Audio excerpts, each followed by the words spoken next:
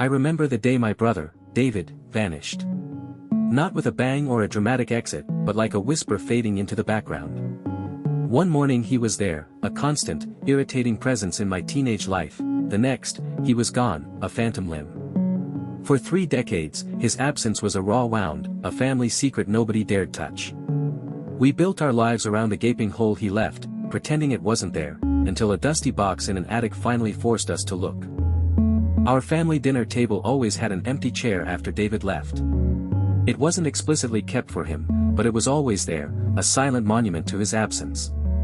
I was 15, David was 19. We fought like all siblings do, over trivial things: who got the last cookie, whose turn it was to do dishes, the remote control. The last time I saw him, we'd argued about a borrowed sweater he'd stretched out. He'd stormed out of the house, slamming the door, and that was it. My parents told me he'd gone to find himself, a phrase I now realize was a polite fiction. Mom cried often in the first few months, a quiet, almost apologetic weeping into her hands. Dad grew distant, retreating behind the newspaper, his usual boisterous laugh replaced by a strained silence. I, in my teenage self-absorption, mostly felt a strange mix of relief and confusion. Relief from the constant bickering, confusion over why he just left. No goodbye, no note, nothing. Just an empty room and the ghost of a presence. School friends asked about him, and I'd mumble something about him traveling, feeling the lie tighten in my throat.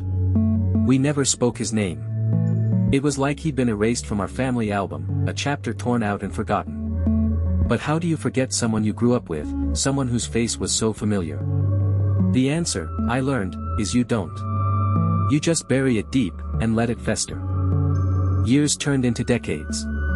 I went to college, got a job, built my own life. David's absence became a dull ache rather than a sharp pain. My parents aged, the weight of their unspoken sorrow etched onto their faces.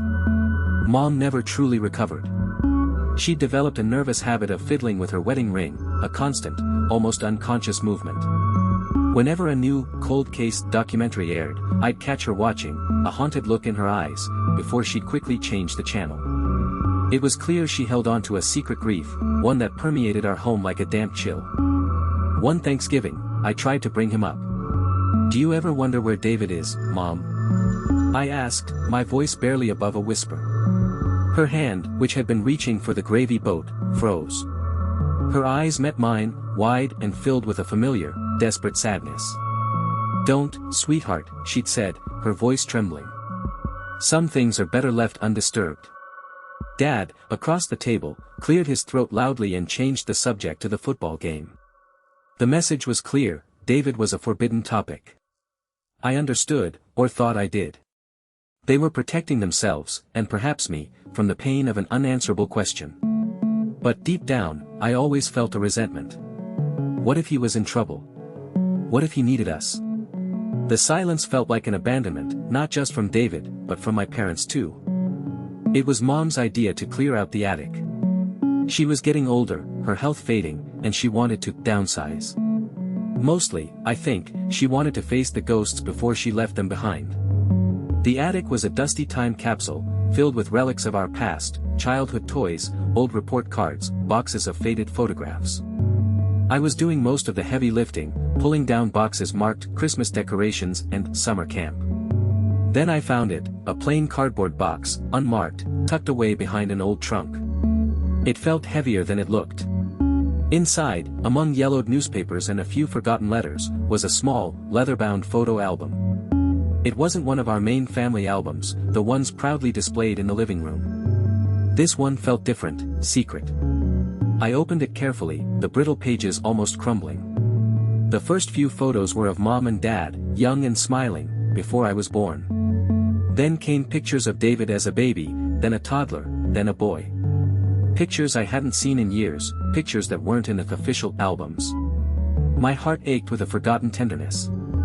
He looked so happy, so full of life. As I turned the pages of the hidden album, a peculiar pattern emerged.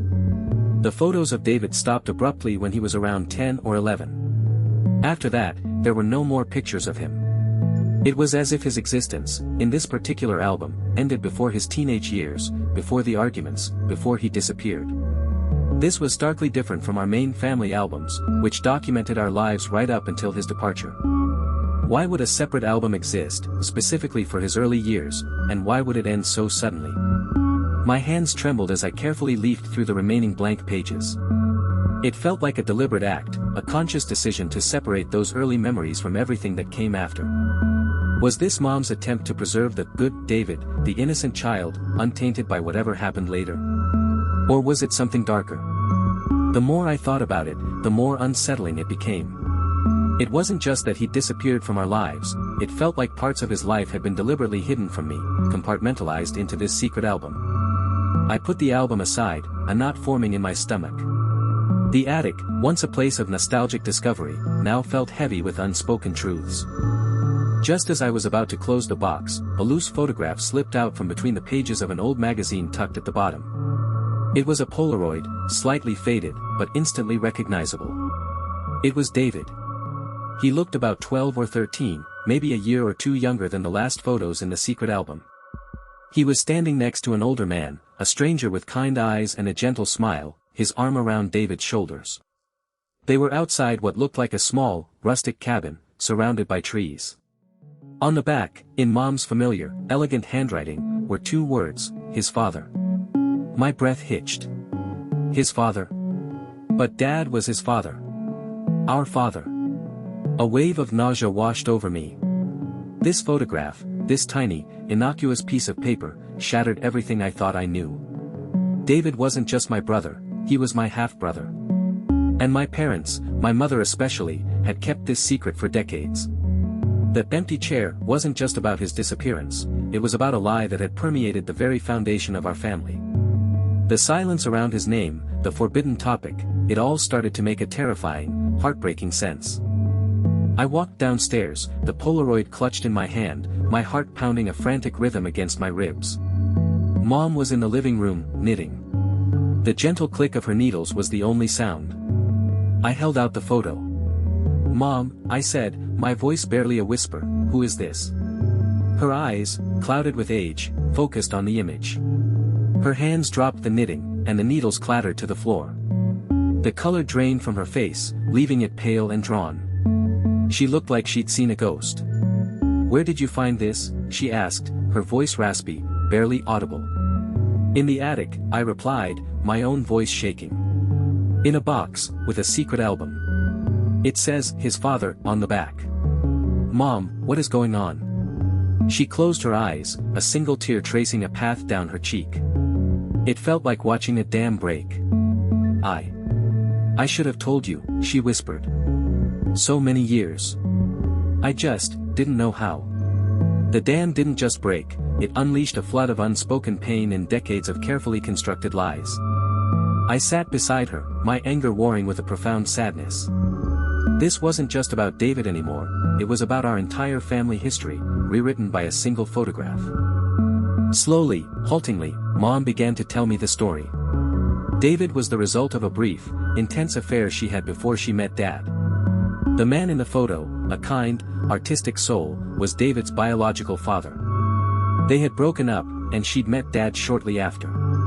Dad, knowing the truth, had generously agreed to raise David as his own. They loved David, truly, genuinely. But David, as he grew older, started to ask questions. He didn't look like Dad, didn't share his booming laugh or his passion for sports. He was quieter, more artistic, like the man in the photograph. When David was 19, just before he vanished, he'd found a box of old letters from his biological father to Mom, revealing the truth. The man had tried to reconnect with Mom years ago, before David was born, but she'd already moved on with Dad. David had confronted them, feeling betrayed, lied to. He'd tracked down his biological father, the man in the photo, and decided to go live with him. It wasn't a disappearance, it was an escape, a search for his true identity. My parents, consumed by guilt and fear of judgment, had agreed to let him go, maintaining the lie of his travels to everyone, even me. We thought we were protecting you, Mom said, her voice raw with regret. Protecting our family. But we only made it worse. Armed with a name and an address, I started my own search. It wasn't hard to find David. He was living in a small, artistic community in the Pacific Northwest, running a pottery studio. He looked different, older, with lines around his eyes that spoke of a life lived far from our suburban home. I called him, my heart in my throat. "David," I said, "it's Sarah. Your sister." There was a long pause, then a choked sound, like he was holding back tears. "Sarah," he whispered. "After all these years?" We talked for hours that first call, and for many more calls in the weeks that followed. He told me about finding the letters, the shock, the feeling of his entire life being a performance. He didn't blame Dad, who had been a loving father in every way that mattered. But he needed to know his biological father, to understand that part of himself. He spoke of the guilt he felt for leaving me, for the silence. He'd wanted to reach out, many times, but didn't know how. The years had built a wall of silence so thick, neither of us knew how to breach it. He hadn't wanted to destroy our family, but he couldn't live with the lie either. I flew out to see him a month later. The reunion was awkward, stilted at first. We hugged, a tentative, almost fragile embrace. He looked at me, really looked at me, for the first time in 3 decades. "You look just like Mom," he said, a soft smile touching his lips. We spent days talking, walking through the woods near his cabin, filling in the blanks of our lives. He told me about his biological father, who had passed away a few years prior, a gentle, creative man who had welcomed him with open arms. He showed me his pottery, beautiful, earthy pieces that reflected a profound connection to nature. We talked about our childhood, the good times, the bad. He apologized for leaving, for the silence, for the pain he caused. I apologized for not trying harder to find him, for accepting the silence. It wasn't a dramatic, tearful reconciliation, but a quiet, steady rebuilding of a bridge that had been washed away by a flood of secrets. The anger I'd carried for so long, the resentment towards my parents, towards David, began to dissipate. It was replaced by a profound understanding, a realization that everyone, in their own way, had been trying to navigate an impossible situation, making choices that felt right at the time, even if they caused lasting pain. Mom passed away a year later, but not before she saw David again. I brought him home, and the reunion was bittersweet. There were tears, apologies, and a fragile understanding. She finally got to hold her 2 children, together, after so many years. Dad, too, had a quiet conversation with David, a reconciliation of sorts, acknowledging the past but focusing on the present. The empty chair at our dinner table finally had a purpose again. David and I now talk regularly. We visit each other when we can. The silence is gone, replaced by the mundane, comforting rhythm of sibling connection, sharing stories, asking for advice, just being there. It wasn't a perfect ending, no Hollywood resolution where all pain vanishes. The scars remain. But the understanding, the truth, has brought a profound sense of peace. The lie had poisoned our family for decades, but the truth, as painful as it was to unearth, ultimately set us free. It taught me that sometimes, the hardest conversations are the ones that save us, the ones that finally allow us to truly see each other, flaws and all. Unearthing the truth about David's disappearance wasn't just about finding my brother, it was about understanding the complex, messy, and deeply human choices my parents made. The weight of that secret had shaped all our lives, subtly altering every interaction, every unspoken word.